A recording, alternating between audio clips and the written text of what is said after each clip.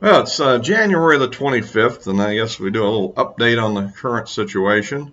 Um, well, as I see, the rioting in the West Coast has not ended with the Tacoma riot there the other day, other riots in Portland the day before, days before, I mean.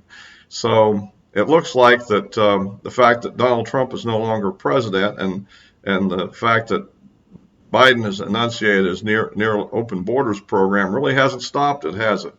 Um, and we have caravans that are now forming in Central America heading north. So we're back. We're going to be back into a flood of illegal immigrants here soon, I suppose.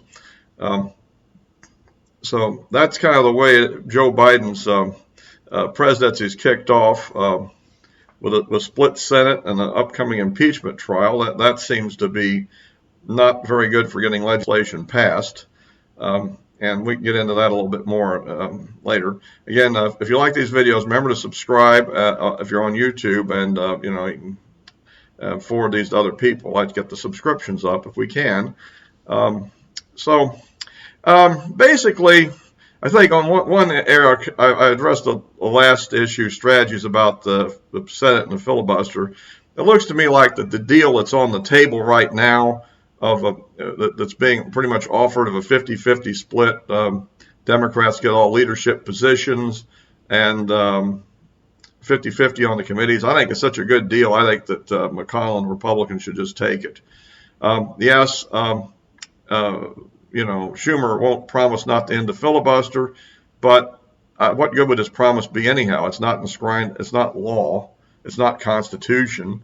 And he can always say at some later date, you know, situations changed and we have to do this because Republicans have been too whatever. So, I think if he did have the votes to do it right now, he'd just do it. So my thinking is that probably the best thing to do would be to go ahead and make the deal and get going on things. So enough of that. I spent a lot of time on that in the last video, but I'd kind of give my update on what I think about the situation now. But yeah, with all these executive orders that have come down, you can argue, well, he said he would do it. I don't know if anybody was paying any attention to what he was saying he was going to do or not, or they're just paying attention to how much they didn't like Trump and didn't think much about it. But that's why we're in the situation we're in. And I think things are going to definitely get worse in this country. There's no doubt that what he's doing is going to be overall bad for the economy, I think, in the long run. We'll see. I think the $15 an hour minimum wage would be devastating to small businesses and fundamentally inflationary, I think. And also it just skews the market because it's going to force a lot of marginal workers out of the job market. I mean, if they're not worth $15 an hour, we're probably not going to pay you $15 an hour. We're going to get a machine, or we're going to make the other people work harder or longer hours or whatever it is they have to do. But, it's going to be really bad for your marginal, poorly motivated, poorly educated worker to get a job, even part-time, because it's just not cost effective at that level. So, and that's, it's not as sympathetic as it sounds like, just like illegal immigration isn't as sympathetic as it sounds like. I mean, as we look at all these people struggling to go north, probably getting infected with COVID, the women getting raped, so forth. I mean, this is really a beautiful way of doing things, isn't it, Democrats? But anyhow, so at any rate, that's kind of the thing that's that we get with Joe Biden. But at the same time, I think that I still kind of like the basically lay low strategy for the moment. Let's let Biden's policies kind of draw him down himself. And I know that the Texas has filed a lawsuit over the immigration. I don't know what chance they have on that or not. They are in the Fifth Circuit, which gives them a better chance than they might have in some other areas in the country. And of course, if they win in one circuit, it probably will end up going to the Supreme Court because the others would disagree. And hopefully we'll see the Supreme Court stepping up a little bit here. I think that it looks like that the court packing thing hasn't happened yet. And although they need to tread carefully, I think that, again, a little bit of action in the court system perhaps maybe not even making final decisions, but just kicking it back to lower courts for more consideration while things are tied up on stays and stuff would be a good approach. Kind of the way I see it. This is the kind of tactics you use when you're somewhat of an inferior position, but you so you can't make your offensive moves yet, but you can make all sorts of delaying defensive moves. So it's kind of the way I see that one. And as far as I can tell, the impeachment itself is not going to go very well,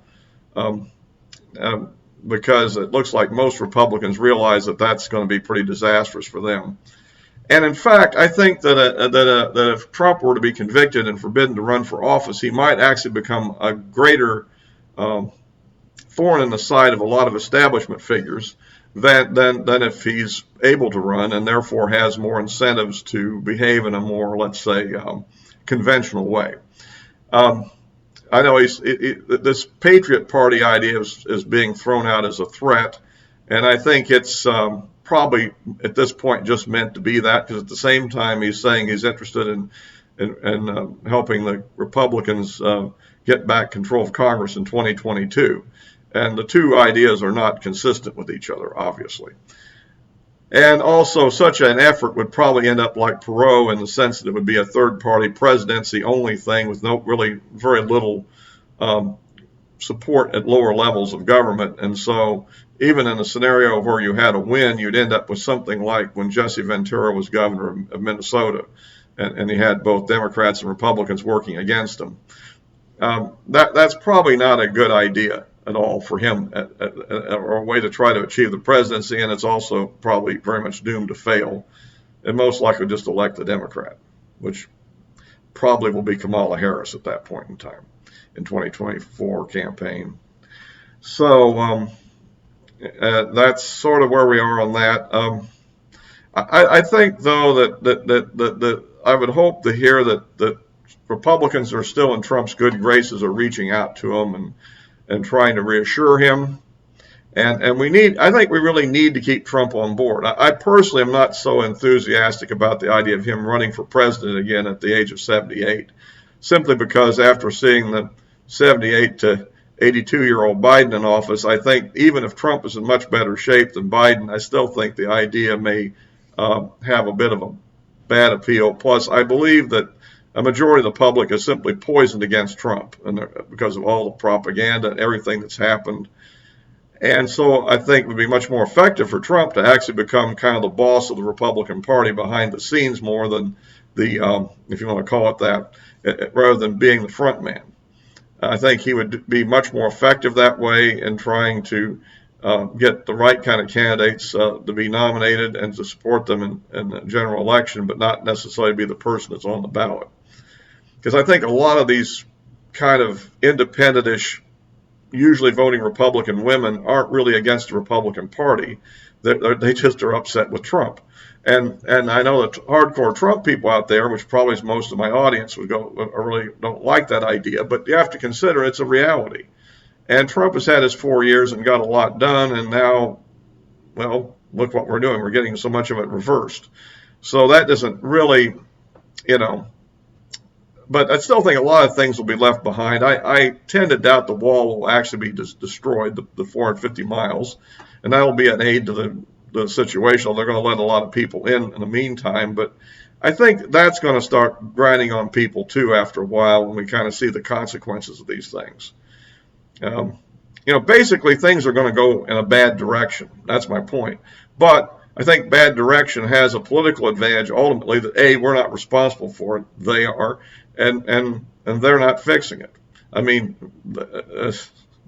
so we'll continue to see how this goes. But the theme of unity seems to me to already be spoiled. I don't see much unity coming out of the first week of Biden at all. And he's remarkably unimpressive as a political figure too at this point. So that's kind of the way I see things at the moment, and we'll keep up to date on this. Like I say, that the organization of the Senate remains the big issue at the moment, and how that pans out will determine a lot of what happens next, I think. And I'm hoping to see the companies behind the Keystone Pipeline file lawsuits as well, because it seems to me like there's no basis for the rescinding the permit. I mean, it's been given, and people spent a lot of money and a lot of effort based on the assumption it would go forward. And at this point, trying to reverse it seems to me very much the same way as, say, maybe President Trump's reversal of the DACA executive order, in which people made commitments based on that order, and the courts didn't really let him reverse it. I'm hoping the same principle will apply here, and that might. It looks to me like the courts are the main issue, what we really have for a lot of things now, and a lot of it's also the devil in the details and all the congressional stuff. So, well, I'm going to wrap this up for now and just say we'll see what happens next. Keep tuned in and until the next video.